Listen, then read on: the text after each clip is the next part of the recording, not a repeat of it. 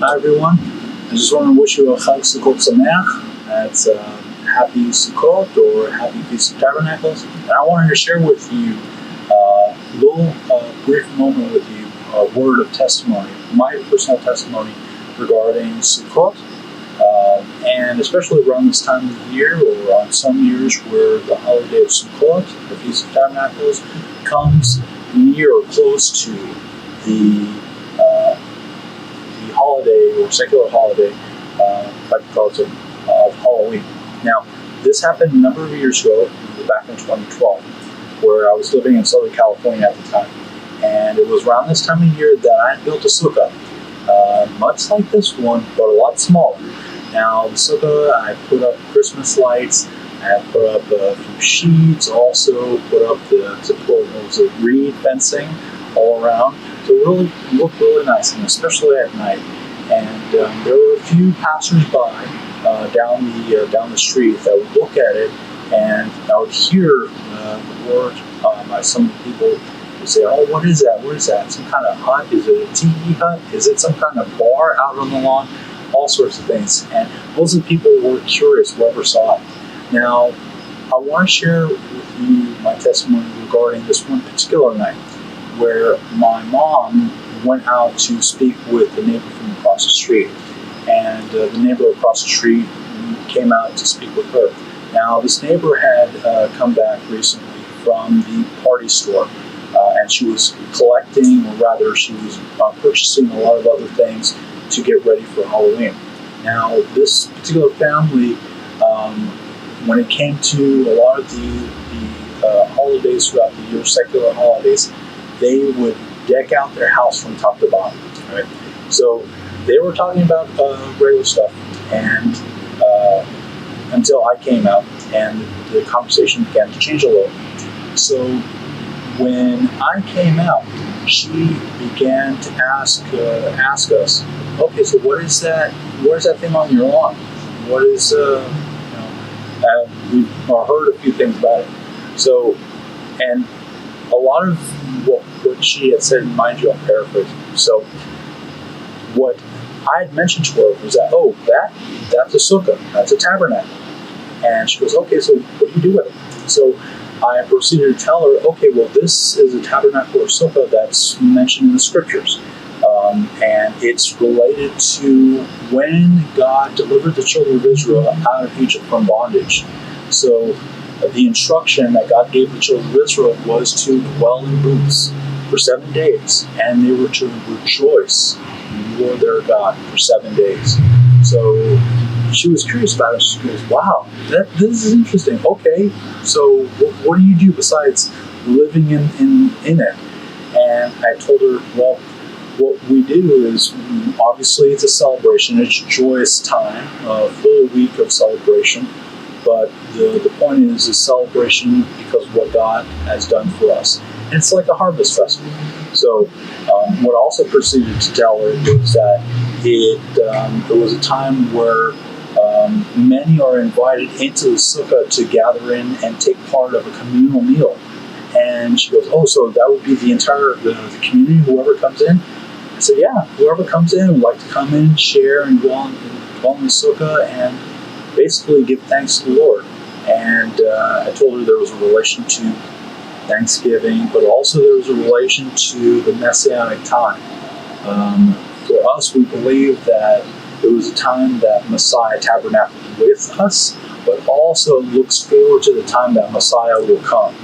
And but it's also a time of great rejoicing.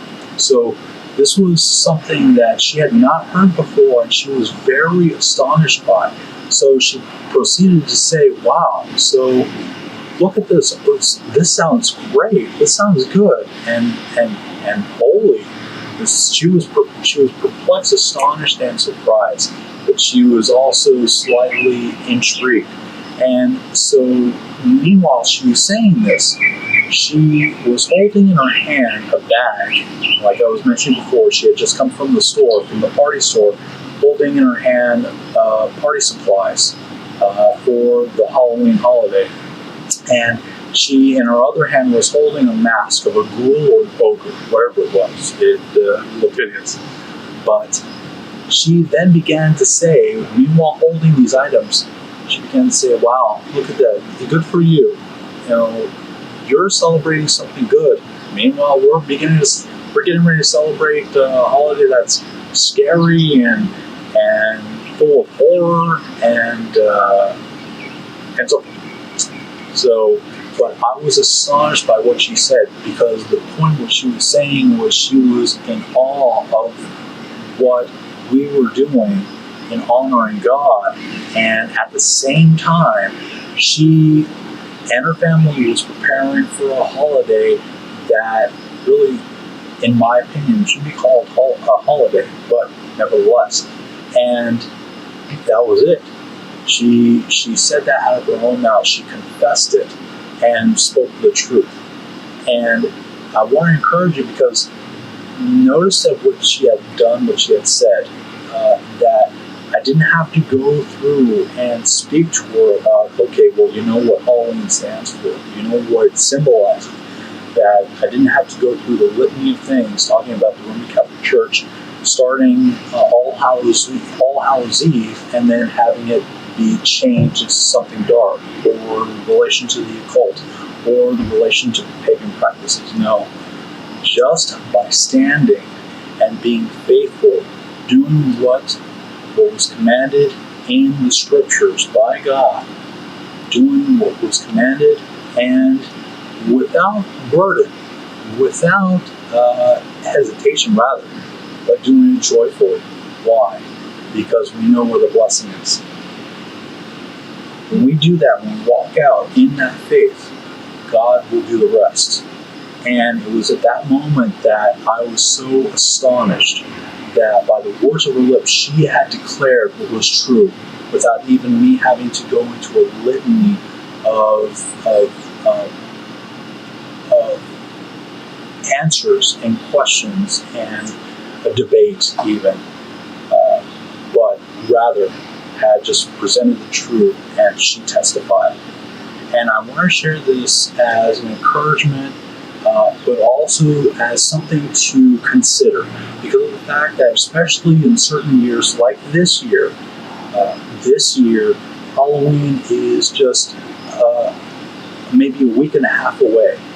And in some years, Sukkot and Halloween come very close to each other.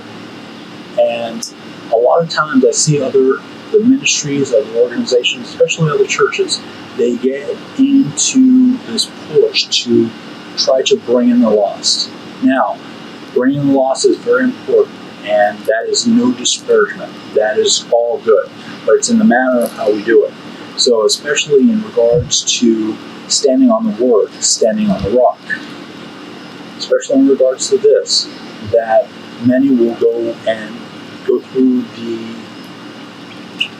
through building and establishing trunk or treat, establishing harvest festivals, but they miss the point. And in this regard, they miss what is called kedusha. They miss out on the holiness and the sanctity of what God does in the midst of His people.